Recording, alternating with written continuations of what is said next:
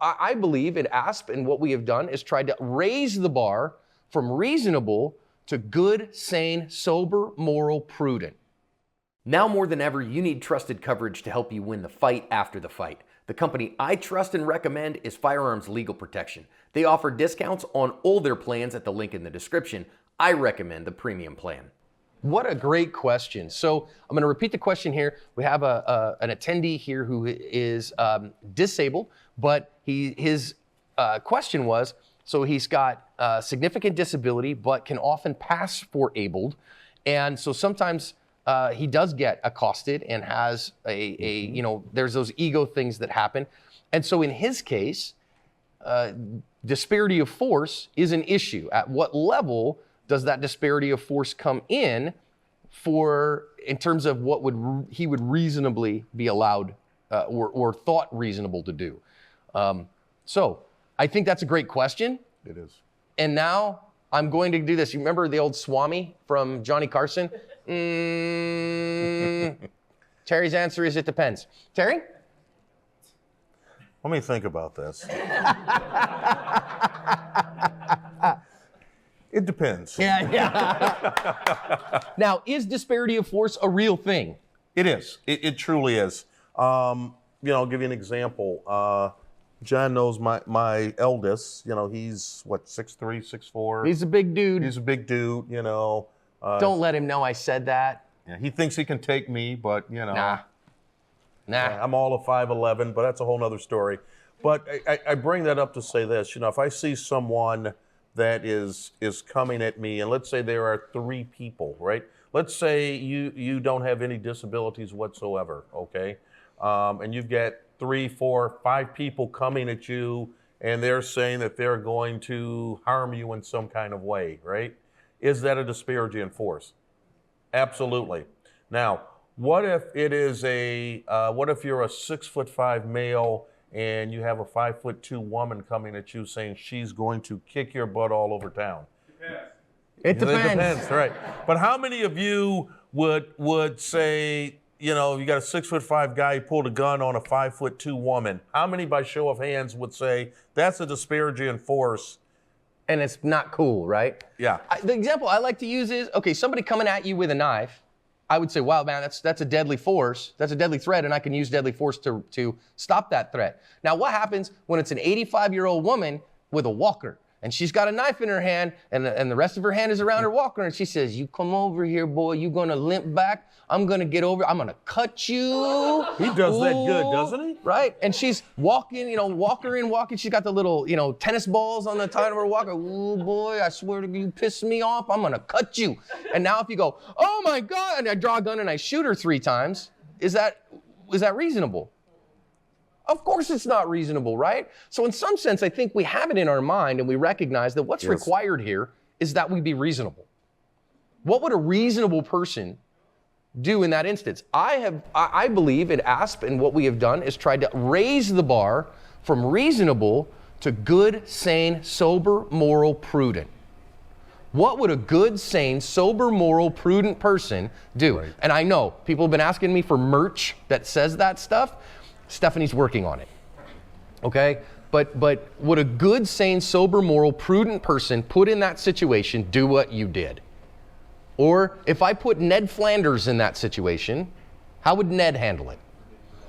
Right. And so now, if Ned Flanders is in your situation, now I want to clear this by you, Terry, and see what you think.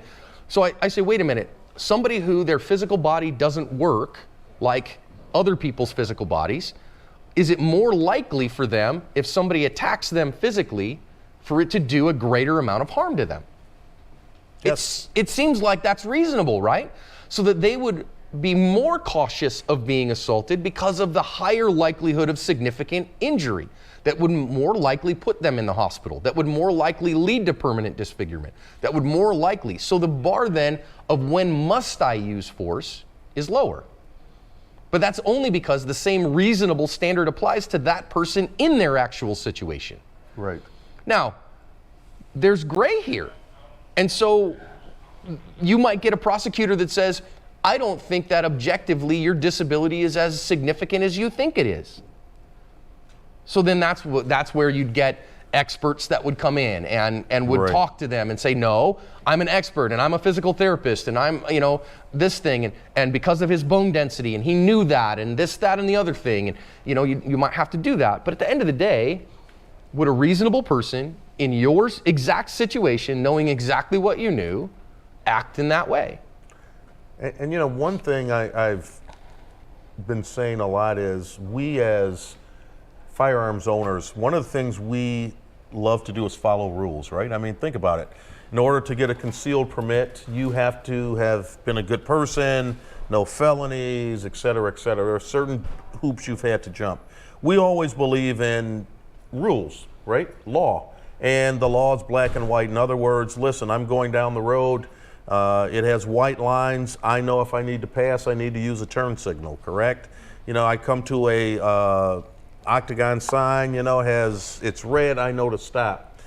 That's how the laws are written in everywhere except for self-defense. Self-defense, it's not black and white. There are so many objectives and subjective things in there that you have to take into account. And we as gun owners are having at times a hard time digesting that, because we are so used to black and white. Here's the line. I do this, I'm good. I do this, I'm not good.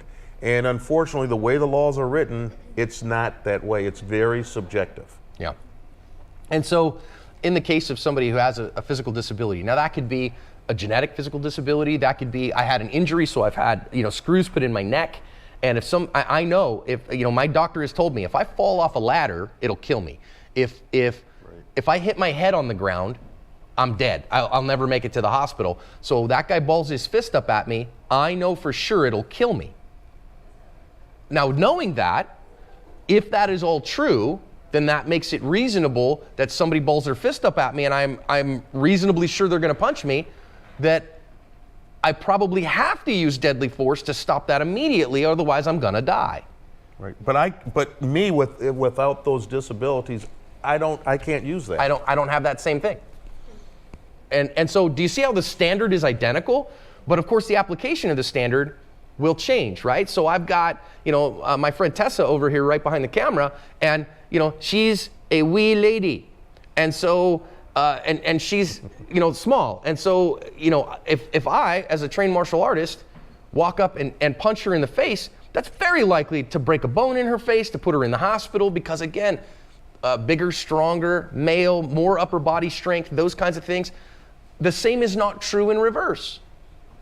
So I offend her and she walks up and drills me right in the nose, and I go, ow, that's mean, don't do that. I might use some choice vernacular.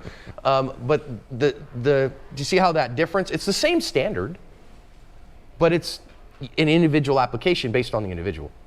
Does that answer your question? Yes, thank you. Okay.